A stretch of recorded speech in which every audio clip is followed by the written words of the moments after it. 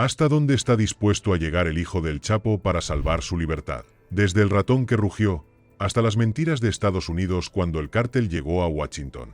Ovidio Guzmán se disculpa públicamente ante el tribunal y empieza a revelar secretos que podrían sacudir al cártel de Sinaloa. El ratón que rugió. Ovidio descifra el código del cártel.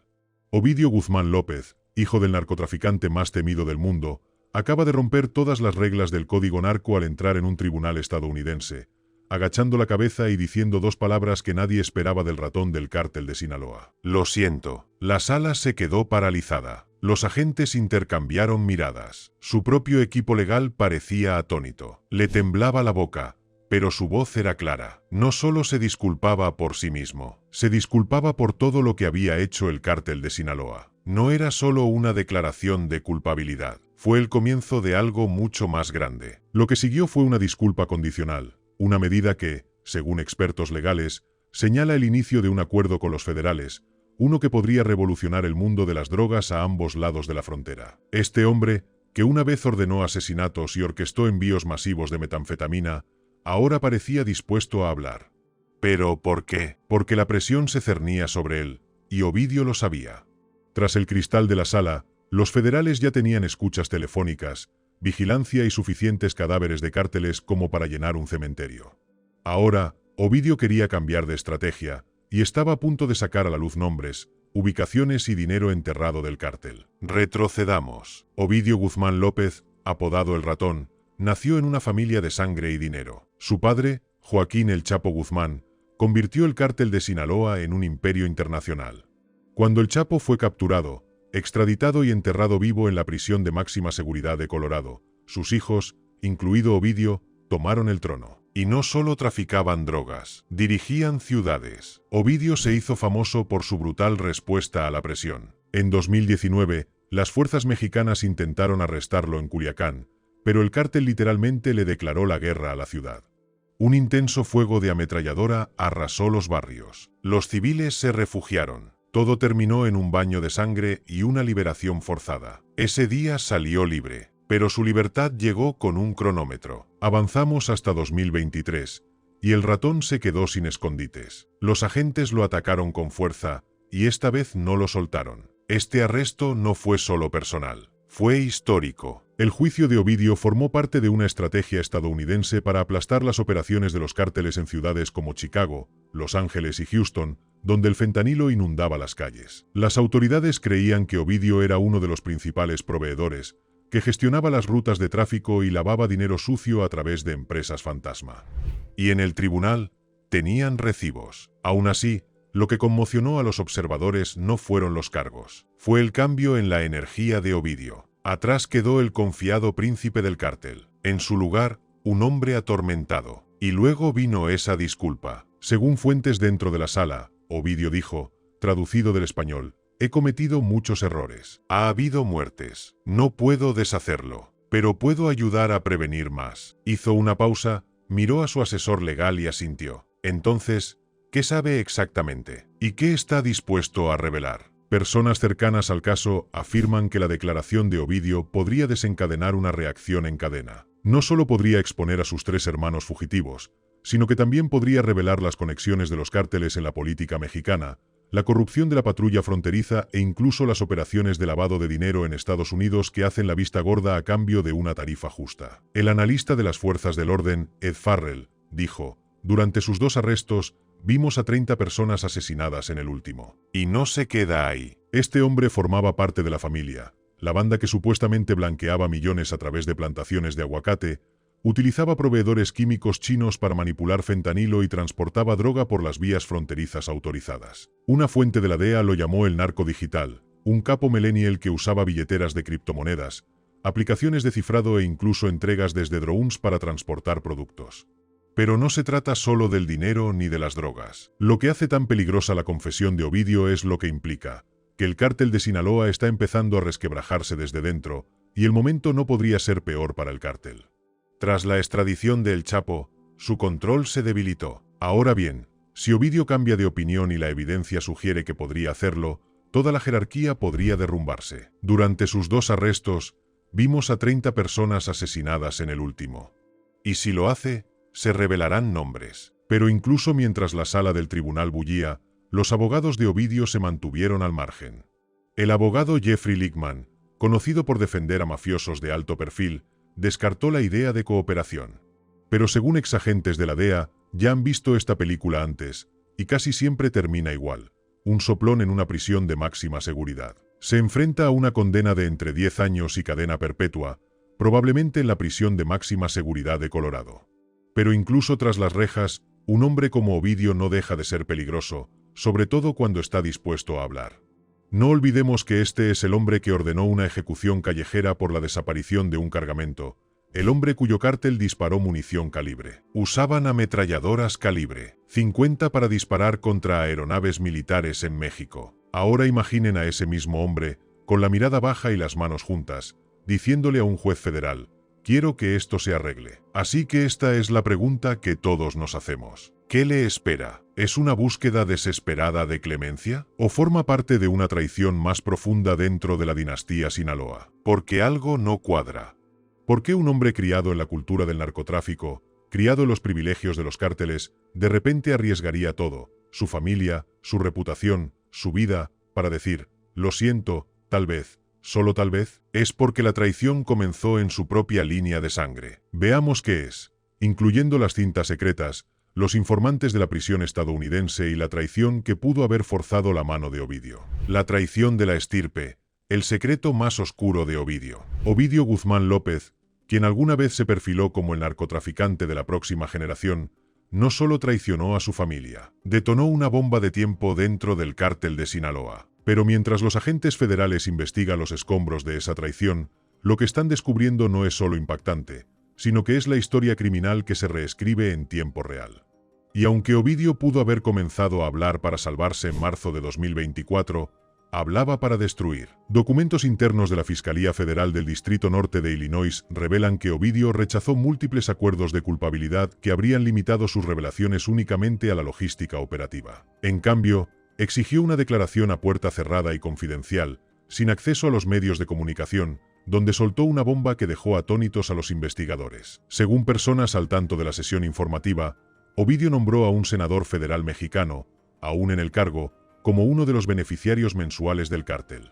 Aún más explosivo, afirmó que el cártel ayudó a manipular las elecciones locales en Baja California, utilizando sobornos, supresión de votantes y manipulación descarada de votos para asegurar la supervivencia de sus zonas seguras. Ahora, piensen en las implicaciones. Un heredero del narcotráfico, bajo juramento, expuso paso a paso cómo la democracia fue secuestrada por el dinero del narcotráfico, y no fanfarroneaba. Poco después de su testimonio, agentes federales en México realizaron un allanamiento discreto a una bodega en Ensenada, donde descubrieron identificaciones de votantes falsas, impresoras de boletas y, lo más incriminatorio, un libro de contabilidad que registraba pagos semanales a funcionarios gubernamentales de nivel medio, incluyendo fiscales municipales y jefes de seguridad fronteriza. Esto va más allá de la actividad criminal. Esto es captura del Estado. Lo que lo hace aún más inquietante es que las confesiones de Ovidio comenzaron a implicar intereses estadounidenses. Fuentes de la División de Delitos Cibernéticos de la DEA afirman que el Mouse reveló que al menos 3 abogados con sede en EUU blanquearon a sabiendas dinero de cárteles a través de organizaciones sin fines de lucro y religiosas, que una importante cadena minorista estadounidense, sin saberlo, ayudó a mover efectivo mediante la compra de giros postales para financiar precursores de fentanilo procedentes de China, y que un popular influencer hispano con más de 2 millones de seguidores recibía pagos de cárteles para promover sutilmente narrativas pro-Sinaloa en redes sociales. Y ahí es donde la situación se pone realmente peligrosa, porque una vez que se involucra a civiles estadounidenses, especialmente a personas influyentes, en las operaciones de un imperio de la droga, la narrativa se desplaza de la narcocriminalidad a la subversión interna. Mientras tanto, las consecuencias en México se han tornado fratricidas. Según informes, los medio hermanos de Ovidio han formado una facción disidente llamada los Demonios Negros. ¿Su único objetivo? Cazar y silenciar a todos los traidores asociados con el grupo de Ovidio. En mayo de 2024, estalló un tiroteo en las tierras altas de Durango que dejó 11 muertos. Entre los cadáveres se encontraba Luis El Dogo Menchaca, un exteniente leal a Ovidio. Le cortaron la lengua y dejaron su cuerpo envuelto en una bandera estadounidense, una advertencia simbólica de que cualquiera que cooperara con Estados Unidos era blanco legítimo. Y aquí está el truco. Las conversaciones radiales del cártel sugieren que uno de los primos de Ovidio apretó el gatillo. Esto no es solo traición, es bíblico. Pero mientras las calles de Sinaloa se tiñen de rojo, Ovidio se encuentra en relativa calma, rodeado de protección federal, vigilado las 24 horas, con cada movimiento registrado, cada palabra grabada. Un exintérprete federal declaró al Washington Post que, durante uno de los momentos de descuido de Ovidio, miró por la ventana del centro de detención y dijo: «Creen que los traicioné, pero me traicionaron primero. Soy el único lo suficientemente hombre como para admitirlo». Esa frase no figuraba en el acta judicial oficial, pero el guardia la anotó en su registro de turno. Porque incluso tras un cristal irrompible, ese tipo de declaración corta como una cuchilla. Y, sin embargo, la traición de Ovidio podría no tener que ver con la venganza ni la redención. Podría tener que ver con el legado. Existe una teoría creciente entre los analistas de inteligencia de que Ovidio intenta posicionarse como una demolición controlada, un hombre que derriba el imperio de su padre ladrillo a ladrillo, no para escapar de él, sino para reconstruir algo más limpio, más inteligente e intocable. Fuentes internas sugieren que ya ha propuesto un modelo de tregua contra el narcotráfico a los fiscales federales, desmantelar la operación de fentanilo del cártel, ofrecer a actores clave y, a cambio, recibir clemencia para una nueva identidad política bajo custodia protectora. Suena descabellado hasta que se recuerda que los líderes paramilitares colombianos hicieron tratos similares en la década del 2000, y que algunos de ellos ahora viven abiertamente, con nombres cambiados y protección gubernamental. El ratón podría estar intentando convertirse en un nuevo tipo de narcotraficante, uno que no necesita balas para ganar, solo tratos. Pero si crees que descubrimos lo más importante, lo que viene te impactará profundamente.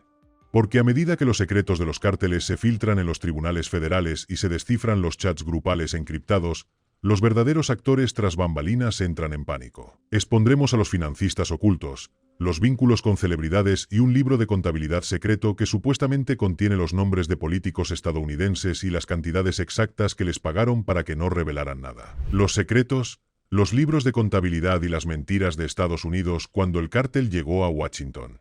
Ovidio Guzmán López no solo revelaba linaje, sino secretos nacionales. Durante meses, el mundo creyó que su disculpa en el tribunal era una búsqueda desesperada de clemencia, un príncipe narco implorando clemencia. Pero a puerta cerrada, en salas de seguridad del gobierno y con grabaciones de audio cifradas, lo que Ovidio reveló fue mucho más devastador. El cártel de Sinaloa había comprado su entrada en la política estadounidense, y ahora, el ratón alimenta al león.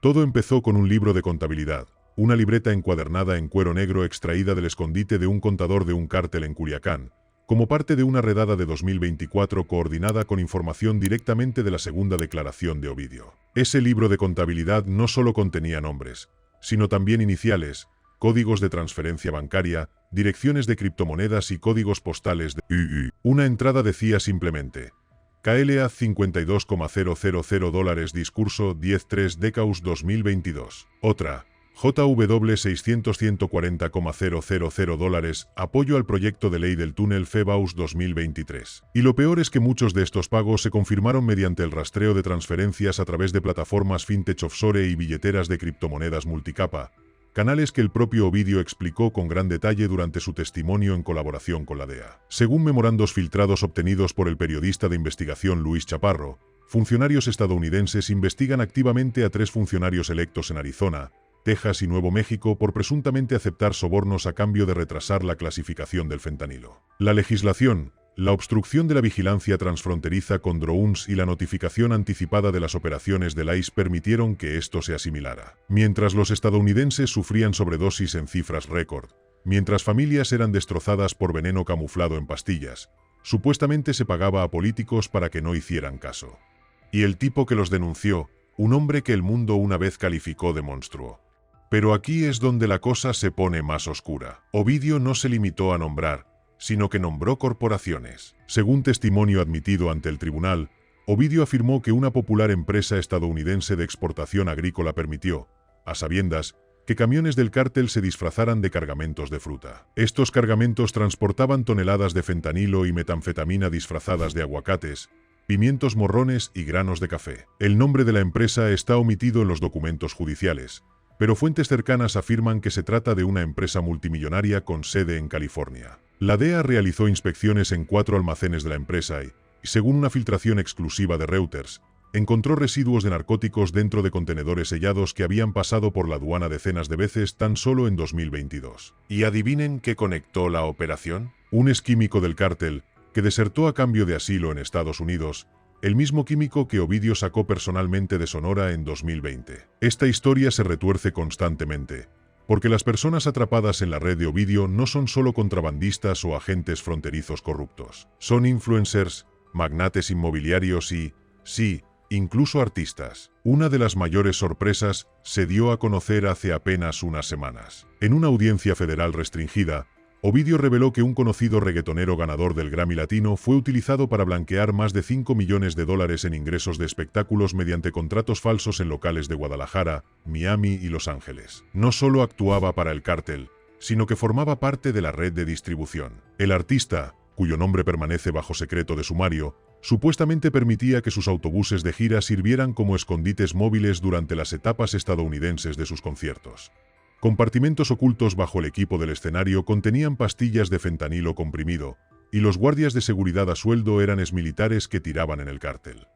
Uno de los representantes del artista es primo de la exnovia de Ovidio, una mujer que fue detenida en la Ciudad de México a principios de 2024 y extraditada discretamente a Texas bajo acusación sellada. Nadie en el mundo de la música lo vio venir, pero Ovidio, él vigilaba a todos. Ahora, hablemos de las consecuencias. Hasta junio de 2025, más de 61 personas habían sido imputadas, gracias a información proporcionada únicamente por Ovidio Guzmán. Entre ellas, un agente de aduanas estadounidense con sede en Nogales que despachaba camiones a cambio de bitcoins, un director ejecutivo de tecnología de Phoenix que diseñó aplicaciones de mensajería cifrada adaptadas a las comunicaciones de los cárteles, y un sheriff retirado de Texas que proporcionaba rutas de patrullaje en tiempo real a cambio de honorarios mensuales de consultoría. Y lo más inquietante es que Ovidio no ha terminado. Gracias por ver el vídeo.